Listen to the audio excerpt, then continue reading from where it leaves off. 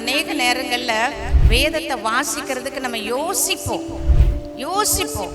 நிறைய கிறிஸ்தவங்க வீடுகளில் பைபிள் இருக்கும், ஆனால் வாசிக்கிறது ரொம்ப சொற்பமாக இருக்கும். ஏசாயா 30ஆம் அதிகாரத்தில் இப்படியாய் சொல்லுகிறது, நீங்கள் வலதுபுறம் சாயும் போதும் இடதுபுறம் சாயும் போதும் வழி இதுவே, இதிலே நடவுங்கள் என்று உங்களுக்கு பின்னாலே சொல்லும் வார்த்தையை உங்கள் காதுகள் கேட்கும். வலதுபுறம் இடதுபுறம் எதற்காக சொல்லப்பட்டிருக்கிறது என்றால், சில சமயங்களில் நம்முடைய வாழ்க்கையில் எந்த காரியம் நமக்கு நல்லதாக இருக்கும், எந்த காரியத்தை நம்ம செய்தால் சரியாக நடக்கும் அப்படின்னு தெரியாமல் நம்ம தத்தளிச்சுட்டு இந்த பக்கம் போகுமா அந்த பக்கம் போகுமா அப்படின்னு யோசிப்போம்.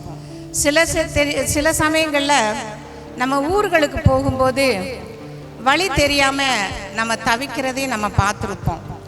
இப்படிப்பட்ட சூழலில் கூட நம்முடைய வாழ்க்கையில் நம்ம அநேக கஷ்டங்களையும் பாடுகளையும் நம்ம அனுபவிக்கிறது உண்டு. இந்த காரியத்தை இப்படி செய்தால் நடக்குமா, அந்த காரியத்தை அப்படி செய்தால் நடக்குமா அப்படின்னு சொல்லி நம்ம எல்லாரும் தவிக்கிறது உண்டு. நம்ம எல்லாருக்கும் அப்படிப்பட்ட குழப்பங்கள் வரும். சில நேரங்களில் பிள்ளைகளுக்கும் மாப்பிள்ளை பொண்ணு பார்ப்போம். அப்படி பார்க்கும்போது இது சரியானது தானா, இது கரெக்டா, நம்ம செய்கிறது சரியாக இருக்குமா அப்படின்னு நம்ம யோசிக்கிறது உண்டு. ஆனால் இந்த நாட்களில் என்ன செய்கிறாங்கன்னா, கிறிஸ்தவங்களும் கூட, செய்யாதவங்களுக்கு நான் சொல்லலை, செய்யறவங்களுக்கு நான் சொல்கிறேன், கிறிஸ்தவங்களும் கூட என்ன செய்கிறாங்க தெரியுமா, 4 நட்சத்திரம் பார்க்கறது, ஜோசியம் பார்க்கறது, இப்படிப்பட்ட ஒரு காரியங்களை செய்து அது நல்லதா அப்படின்னு சொல்லி பார்க்குறாங்க. ஆனால் ஆண்டவர் சொல்கிறாரு, வேதம் சொல்லுகிறது, நம்முடைய வேதம் உயிரும் ஜீவனும் உள்ளது, கர்த்தருடைய வார்த்தை ஒரு நாளும் பொய் சொல்லாது. எத்தனை பேர் விசுவாசிக்கிறீங்க? ஆமேன், ஆமேன் சொல்லுங்க. ஆமேன். கர்த்தருடைய வார்த்தை ஒரு நாளும் பொய் சொல்லாது. அவருடைய வாயிலிருந்து வந்த வார்த்தை. நம்முடைய வாழ்க்கையில் குழப்பங்கள், போராட்டங்கள், மற்ற இன்னும் காரியங்களை சொல்ல போனால் நமக்கு தெரியாத காரியங்கள், இதை நான் செய்தால் சரியாக இருக்குமா அப்படின்னு சொல்லி கூட நம்ம நினைக்கிற நாட்கள் உண்டு. இப்படிப்பட்ட சூழல்கள் ஒருத்தருக்கு மாத்திரம் இல்லை, எல்லாருக்கும் உண்டு. ஹல்லேலூயா, எல்லாருக்கும் உண்டு. மனுஷனா பிறந்த அத்தனை ஜனங்களுக்கும் அது உண்டு. ஆனால் ஆண்டவர் சொல்றாரு, கர்த்தரை நேசிக்கிற மக்களுக்கு சொல்றாரு, நீ எந்த காரியத்தை செய்தாலும், நீ வடபுறம் போனாலும் தென்புறம் போனாலும் மேபுறம் போனாலும் கிளபுறம் போனாலும், பிள்ளை மகனே மகளே என்ன தேடு, நான் உன்னை நடத்துவேன்னு சொல்றாரு. அல்லேலூயா. என்ன தேடு, என்ன கேளு. சில நேரங்களில் நம்ம பெண்களை பார்க்கும்போது, இந்த பெண்ணு தான் என் மகனுக்கு சரி அப்படின்னு சொல்லி கட்டுறோம். ஆனால் குடும்பங்களில் நடக்கிற போராட்டங்கள் ஏராளம் உண்டு. அது யாரால வருதுன்னு நான் சொல்ல மாட்டேன், அது நம்ம சொல்ல முடியாது. எப்படின்னா, ஒருவேளை பையனால் வரலாம், பிள்ளைகளால் வரலாம், குடும்பங்களால் வரலாம். இப்படி பலவிதமான போராட்டங்களையும் நம்ம சமாளிக்க வேண்டியதாக இருக்கிறது. எவ்வளோ கஷ்டங்கள் வந்தாலும் அந்த போராட்டங்களை எல்லாவற்றையும் நடத்துவதற்கு ஒரே ஒரு வழி நான் சொல்கிறது அதுதான், நம்ம ஆண்டவராகி தேவனை தேடணும். இயேசுவே, நான் செய்கிற காரியம் சரியாக இருக்குதா, இந்த காரியத்தை நாங்கள் உம்மிடத்தில் கேட்குறோம், நீங்கள் எனக்கு தாங்கன்னு சொல்லி நம்ம போகிறதுக்கு முன்பாகவே, அல்லது வீடு கட்டுறதுக்கு முன்பாகவே, அல்ல பெண்கள் பார்க்கறதுக்கு முன்பாகவே, அல்லது பிள்ளைகளுக்கு ஸ்கூல்களை சின்ன சின்ன காரியத்துக்கு கூட நம்ம நினைப்போம், ஐயோ பிள்ளை கொண்டு ஸ்கூலில் சேர்க்கறதுக்காக வேண்டி நம்ம போய் ஏசப்பாட்ட கேட்கணும். இல்லை நம்ம ஊருக்கு போகிறோம், நம்ம என்ன செய்கிறோம், நம்ம தாய் தாப்பங்கிட்ட சிலுவை வாங்கிட்டு போகிறோம். அது பெரிய காரியமே இல்லை. நம்ம குடும்பமாக இருந்து, இப்படி என் பிள்ளை போகிறான், அல்லது என்னுடைய கணவன் போகிறான், அல்லது என் மனைவி போகுது, நான் என்ன குடும்பமாக போகிறோம், ஆண்டவரே எங்கள் கூட வாங்க, வழிகளிலெல்லாம் உடைய தூதர்களை காவல் வைத்து எங்களை பாதுகாத்துக்க. இது கிறிஸ்தவனுடைய வாழ்க்கையில் அது ரத்தத்திலேயே ஊறி வரணும். ஹல்லேலூயா, ஹல்லேலூயா. எத்தனை பேர் நம்புறீங்க? ஹல்லேலூயா சொல்லுவீங்களா? ஆமென். கிறிஸ்தவர்களாகிய நம்முடைய வாழ்க்கையில இது கண்டிப்பா நடக்கும். இது கண்டிப்பாக நடக்கணும். அதே போல் பார்த்தீங்கன்னா இரவில் தூங்கும்போது கூட நம்ம குடும்ப ஜெபம் பண்ணுறோம். குடும்ப ஜெபம் பண்ணிட்டு தான் நம்ம அவங்க படுக்கைக்கு நம்ம போகிறோம். அது நம்முடைய கிறிஸ்தவர்களாகிய நமக்கு அது உண்டான அது காரியம்.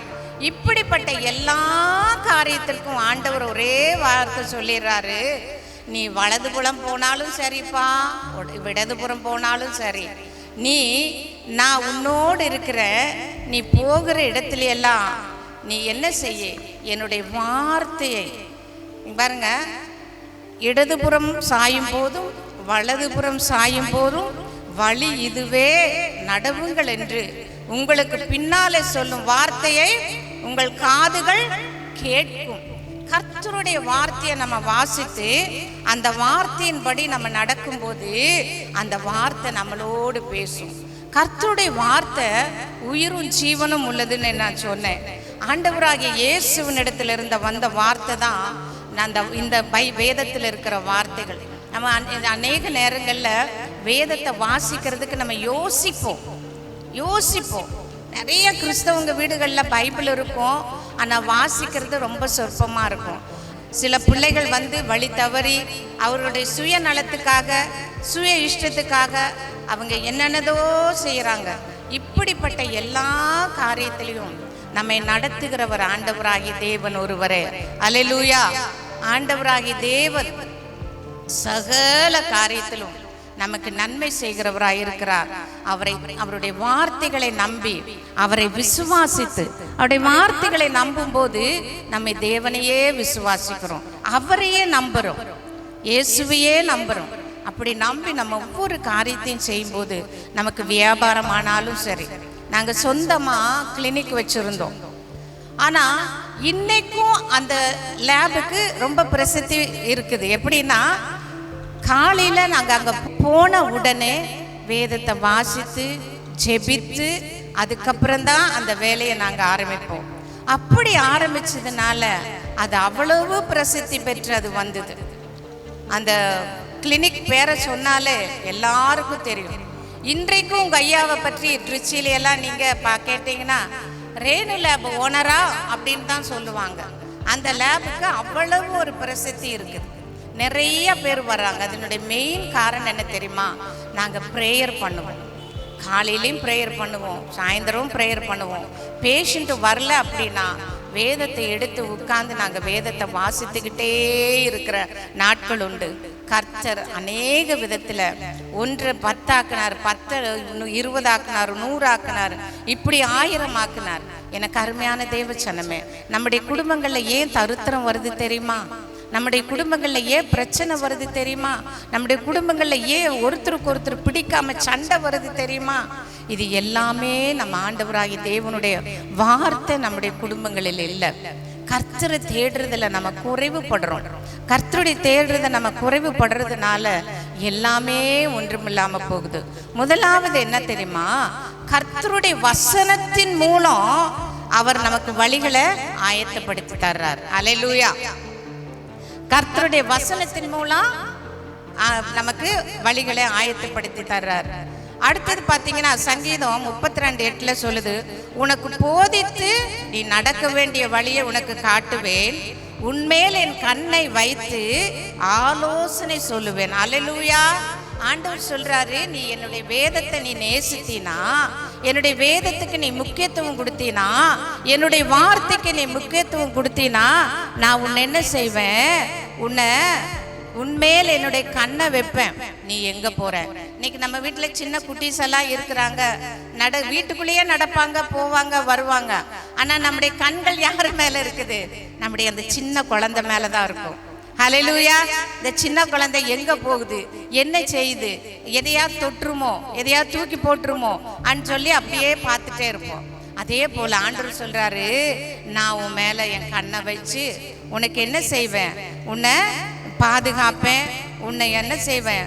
உன்னை என்னுடைய கட்டளைகளுக்கு நீ கீழ்ப்படிந்து நடந்தீனா நான் உன்னை என்ன பண்ணுவேன்? உன்னை விசாலமான வழியில உன்னை நடக்க பண்ணுவேன். விசாலமான வழியில எல்லா விதத்திலும் ஆண்டவர் நம்மளை நடத்துகிற தேவனாய் இருக்கிறார்.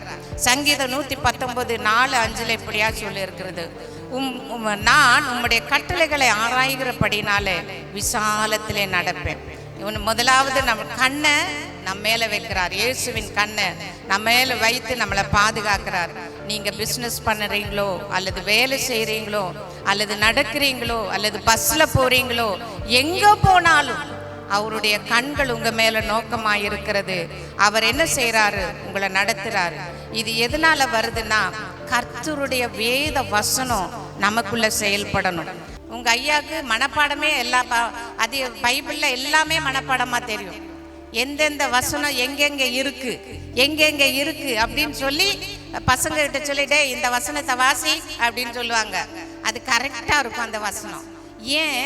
அந்த வேதத்தின் மேல ஆர்வத்தில் குழந்தைகளை படிக்க வைக்கிறதுனால, பெற்றோரும் படிக்கிறதுனால அந்த வழியில பிள்ளைங்க நடக்குது. கர்த்தருடைய வசனம் நம்ம என்ன செய்யுது? நம்ம நடத்துது. எந்த வழியில நான் தவறி போயிடுறோமோ, எந்த வழியில நம்ம போய் மாட்டிட்டு முழிக்கிறோமோ, இப்படிப்பட்ட சூழல் எல்லாம் கூட ஆண்டவர் என்ன செய்யறாரு? நம்மை ஆராய்ந்து பார்க்கிற தேவனாய் இருக்கிறார். நமக்கு ஆலோசனை பண்ற தேவனாய் இருக்கிறார். அவருடைய கட்டளைகளுக்கு நம்ம கீழ்ப்படியும் போது அவர் நம்மளை விசாலமான வழியில நடத்தி நம்மை போகும் இடமெல்லாம் ஆசீர்வதிக்கிற தேவனாய் இருக்கிறார். ஒரு பிசினஸ் நடத்துறீங்க, ஏதோ இதுல நீங்க நடத்துறீங்கன்னு நீங்க நினைக்கலாம். இல்ல, கர்த்தரை தேடுங்க. கர்த்தரை தேடும் போது உங்களுடைய வாசல், உங்களுடைய எல்லா பிசினஸ்லயும் தேவனுடைய ஆசீர்வாதம் இருக்கும். அவர் நம்ம வசனத்தின் மூலம் இருளில் இருக்கிற ஜனங்கள் பெரிய வெளிச்சத்தை கண்டார்கள் என்று சொல்லி வேதம் சொல்லுகிறது. அவர் கர்த்தருடைய வசனம் நமக்குள்ள போக போக நமக்குள்ள இருக்கிற அந்த இருள்கள் எல்லாம் போய் ஆண்டவராகிய தேவன்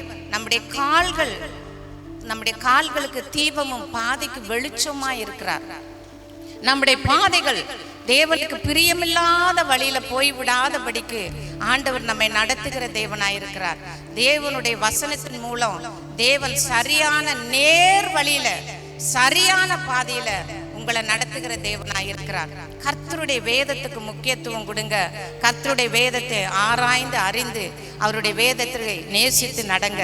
அவர் உங்களை ஆசீர்வதிப்பார். இரண்டாவதாக, பரிசுத்த ஆவியினால நம்மை நடத்துகிற தேவன். அல்லேலூயா, அல்லேலூயா. எத்தனை பேர் விசுவாசிக்கிறீங்க? பரிசுத்த ஆவியானவர் என்னை நடத்துறார், என்னை பாதுகாக்கிறார். நான் பரிசுத்த ஆவியானவருக்கு நான் கீழ்ப்படிந்து நடக்கிறேன்னு நீங்க நினைக்கலாம்.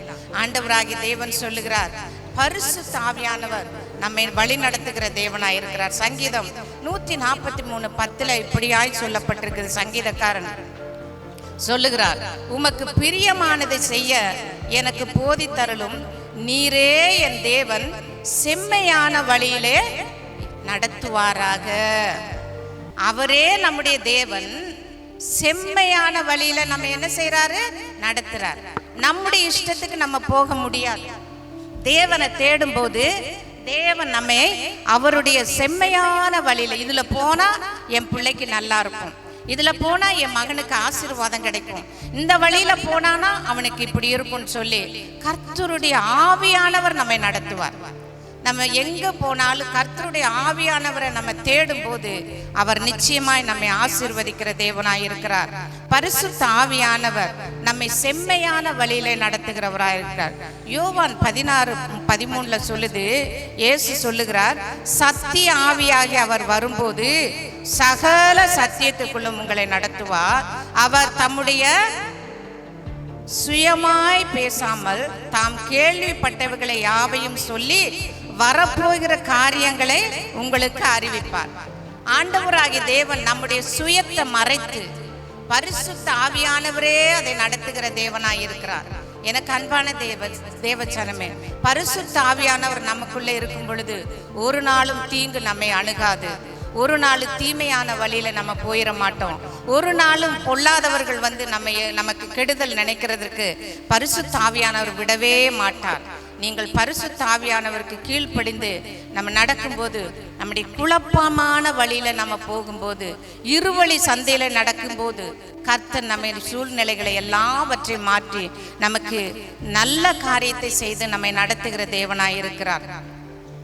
அதே நேரத்தில் வேதம் சொல்லுகிறது எல்லா சூழலும் நமக்கு செய்ய வேண்டிய எல்லா காரியத்தையும் கர்த்தர் செய்து நம்மை நடத்துகிறவராய் இருக்கிறார். அது அடுத்தது அது மாத்திரமல்ல, மறைபொருள்களை வெளிப்படுத்துகிற பரிசுத்த ஆவியானவர். அல்லேலூயா, அல்லேலூயா. இன்னைக்கு எத்தனை பேர் தீர்க்க தரிசனம் சொல்றாங்க இல்லையா? எப்படி சொல்றாங்க? அவர்களுக்குள்ள பேசுகிற பரிசுத்த ஆவியானவர். அல்லேலூயா. இப்போ நீங்களே பரிசுத்த ஆவியை பெற்றிருந்தீங்கன்னு வச்சுக்கோங்களேன், ஒரு மனுஷன் உங்களுக்கு விரோதமாக வரான் அப்படின்னா ஆவியானவர் உங்களுக்கு சொல்லி தந்துடுவார். மகனே மகளே, இந்த வழியில் நீ சரியாக போக, இது சரி இருக்காது, நீ நான் சொல்லுகிற வழியில் போ அப்படின்னு சொல்லி அவர் நம்மை நடத்துகிற தேவனாக இருக்கு.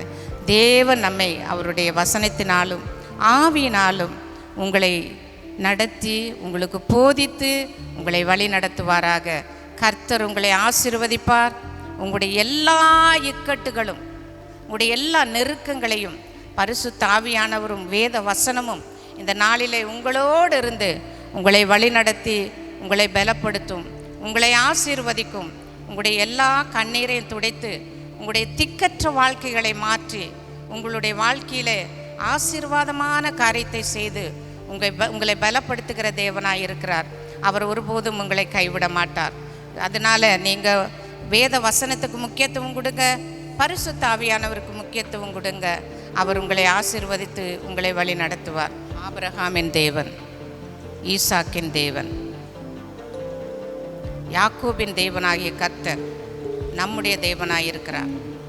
நாம் இன்றைக்கு வாழ்க்கையில் நிற்கிறோம் அப்படின்னா அது கர்த்தருடைய ஆவியானவரும் பரிசுத்தருமாகிய ஆண்டவராகிய இயேசுவை தவிர வேறு ஒருவரும் கிடையாது.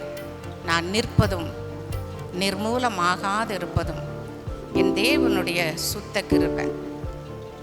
என் தொண்டையில் கட்டி வந்ததுன்னு சொன்னாங்க. அது பெரிய கட்டியாக தான் இருந்துச்சு. வைத்தியர்கள் எல்லாம் சொன்னாங்க இது கேன்சருக்குரிய அறிகுறியோடு இருக்குது சொல்லி. ஆனால் நான் என்னன்னு சொன்னேன் தெரியுமா? ஆண்டவரே, நீங்கள் என்னை சுகமாக்குனீங்கன்னா, நீங்கள் எனக்கு இது புற்றுநோய் இல்லாமல் பண்ணினீங்கன்னா நான் உங்களுடைய நாமத்தை மகிமைப்படுத்துவேன்னு சொன்னேன். நான் நல்லா பாடுறவ கிடையாது. என் ஆண்டவருடைய நாம மகிமைக்காய் இந்த பாடல்களை பாடுகிறேன். ஆப்ரேஷன் பண்ணி டாக்டர் சொன்னார் இவங்களுக்கு பேச்சு வராது. டாக்டர் பூஷன், அவர் இந்த ஊருக்காரர் தான், சொன்னார் வெள்ளூரில் அம்மாவுக்கு பேச்சு வர்றது ரொம்ப கஷ்டம் அப்படின்னு சொன்னார். ஆனால் என் ஆண்டவராய் தேவன், வாக்கு சொன்ன தேவன், வாக்கு மாறாத தேவன். அல்லேலூயா, அல்லேலூயா. உங்களுடைய வாழ்க்கையிலையும் என்ன நடக்கணும், ஏது வேணும் அப்படின்னு நீங்கள் நினைக்கிறீங்களா? கர்த்தரால் எல்லாமே கூடும். நான் நிற்பதுவும் நிர்மூலமாகாதிருப்பதுவும் தேவனின் சுத்த கிருபை. நான் நிற்பதுவும் நிர்மூலமாகாதிருப்பதுவும் தேவனின் சுத்த கிருபை. என் தேவனின் சுத்த கிருபை. கிருபையினால் நான் வாழ்கிறேன், கிருபையினால் நான் உயர்கிறேன். தேவனின் சுத்த கிருபை, என் தேவனின் சுத்த கிருபை. ஆவியான தேவன் என்னோடு இருக்க உலகத்தை ஜெயித்து முன்னேறி செல்வேன்.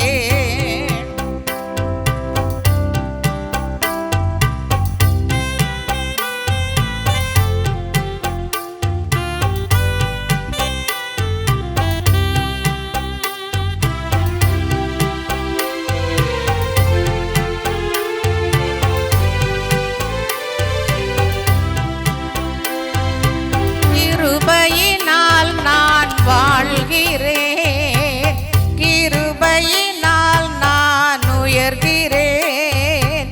தேவனின் சுத்த கிருபை, என் தேவனின் சுத்த கிருபை.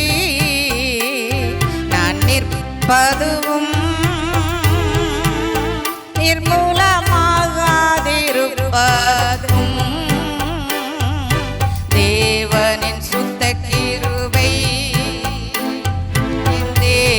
தேவனின் சுத்த கிருபை.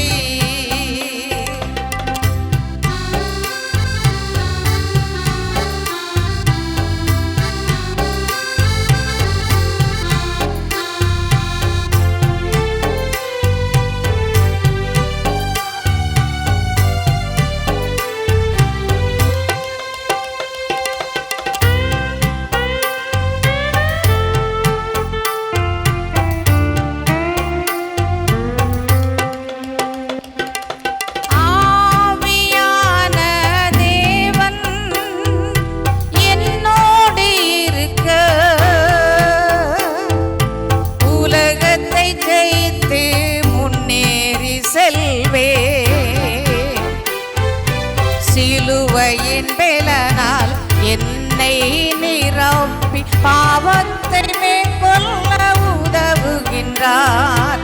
சிலுவையின் பலனால் என்னை நிரப்பி பாவத்தை மேற்கொள்ள உதவுகின்றார்.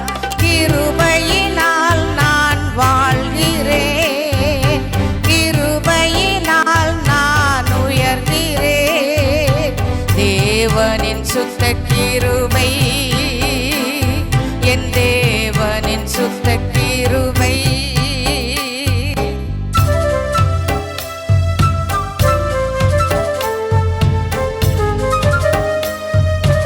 எத்தனை பாடுகள், எத்தனை கஷ்டங்கள், எத்தனை துன்பம் வந்தாலும் தேவன் கிருபை உங்களோடு இருக்கும்போது அவரே உங்களை நடத்துவார். அல்லேலூயா, ஆமென்.